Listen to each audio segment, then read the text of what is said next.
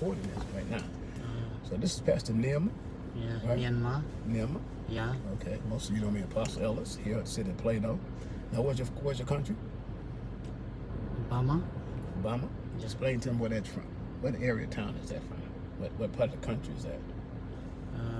It's Southeast Asia. Southeast Asia, right? Yeah. Southeast Asia.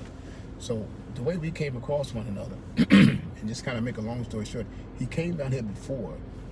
We didn't get a chance to meet with one another. And it wasn't that I wasn't feeling it in the spirit. God wasn't telling me to make contact. Yeah. But we didn't have a chance. We didn't have the chance or the opportunity to meet one another. So when I really kind of found out that it was something that God was doing, and you really got to be careful. The word God said, be careful of the spirit of engagement. Who you engage with. Yeah. Because of who you engage with can make and break your seasons. You got to make sure you're not going to be caught up with something or somebody that's not really wanting to go in the direction that you're going. So you got to be careful about how you come in contact with one. Yeah. So he left here, and I didn't get a chance to meet him. I think he was a little upset. He didn't get a chance to meet me. So we came back again, and just today, I woke up this morning. Well, he called me last night. And he woke up this morning. He said, "Hey, I really want to meet you. I really want to get a chance to meet you." So he's back in the U.S. again. Second time? This is my first time. Now, the first time you came was... Yeah. But I visit to another state and I come back this city, Dallas. Yeah, this is the first time he's back in Dallas. Yeah. Last time he came to Chicago, he hung out in Chicago for a while. To make a long story short, he's back in the U.S. for the second time. But this time, this tells me a whole lot.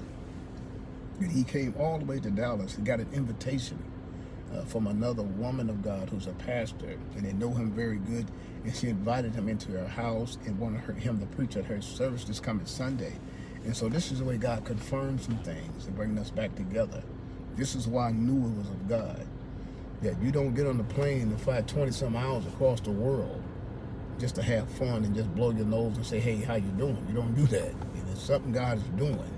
And because we run an international ministry, this is what God has been putting together. And sometimes when God does things for you, it's never going to seem the way. And this is what I say all the time.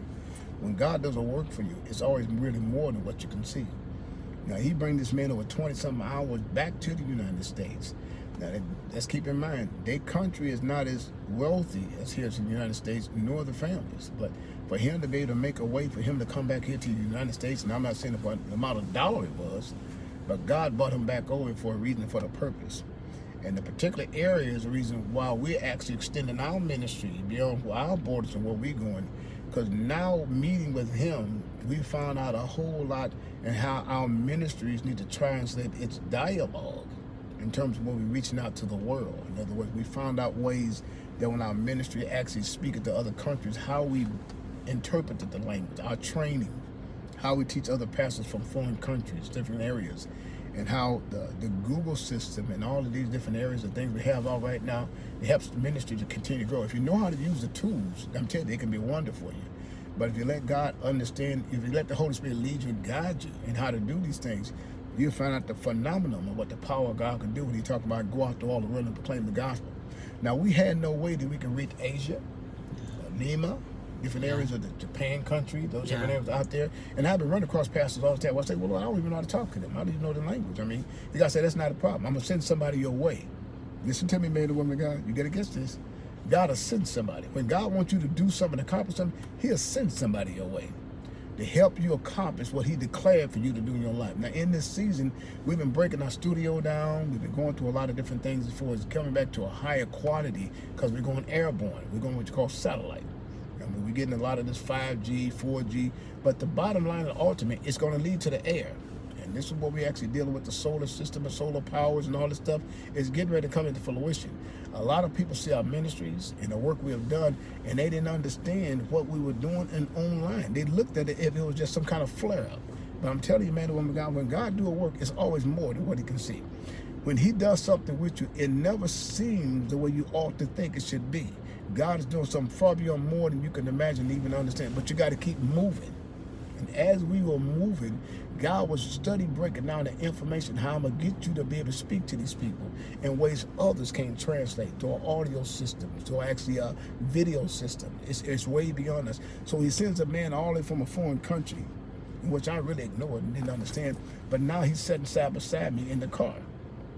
He's talking about his ministry and the things he want to do and how he's a disciple maker. So, okay, well, disciple maker. Well, how are we going to get the plans that we have here in the U.S. over to them? You know, so the Lord say, when you be able to teach these men, teach them how to convert the information that you're sending into their language. So what we do, we convert the language, the information that we have in our disciple teaching class, which is Apostle Oscar Walker out of Houston, Texas, and we're finding a way how we translate the information on paper for their people and their disciple trainers to see. And then we come up with the concept of how we go across the line and having an auto-translating language to speak in their language. Now, this is far beyond more than I can even imagine. How could this happen? The average mind of the individual can't even conceive this. But when God gives you a vision, it's always more than what you see. Man of God, tell me about your ministry. What do you use? Disciple maker. Tell me what you do. Tell these men of God what you do. Yes, I would like to do disciple trainings and to make a disciple. Amen. To reach the peoples, those who not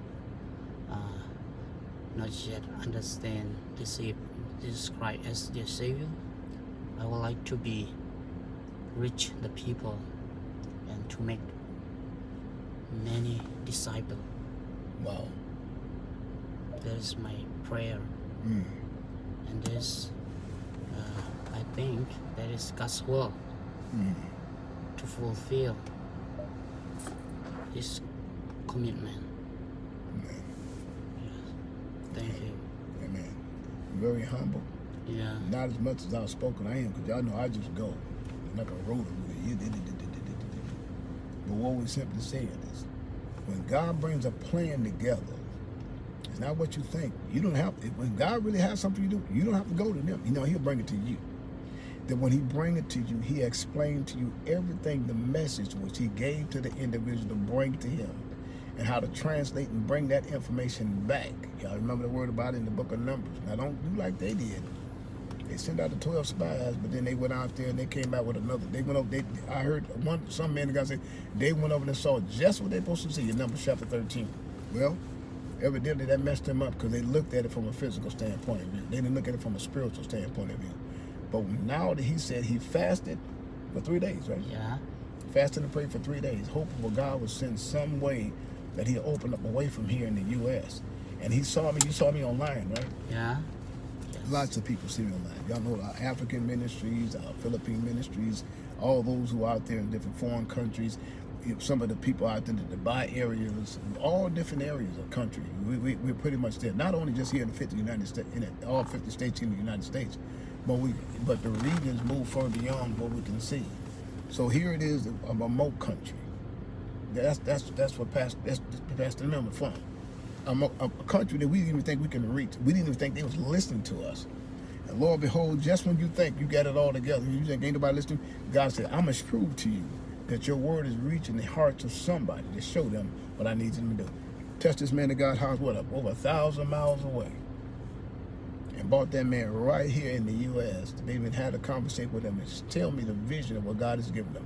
Man of God, I don't know about you, whether you believe in miracles or whether your situation, whatever it may be, but whatever it is in your gift, whatever God called you, don't leave, don't stop. And Habakkuk said, don't make it, how you gonna do this, Lord? Ain't no muse in the stall, you know what I'm saying? Ain't no figs on the tree, but he said, wait. Just when you think it ain't moving, God is in the midst of it moving. Now you can go ahead and try to do it your own way.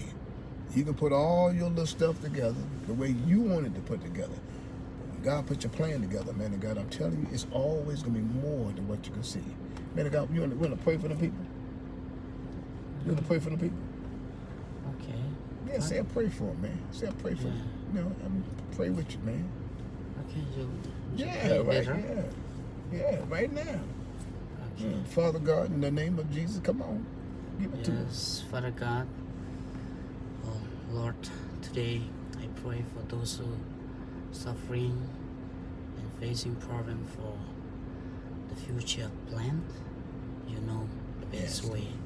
Everyone, Yes, Lord. God bless everyone Yes, Lord. to know your plans, the best way you lead into the best way.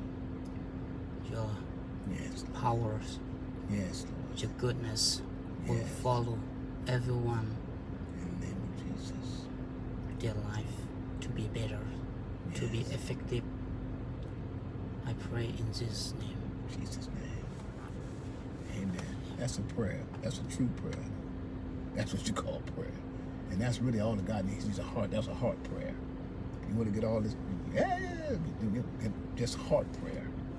That's what a heart prayer was. God felt that. Man, God bless you guys. We love you guys. Y'all take care, okay? Thank you.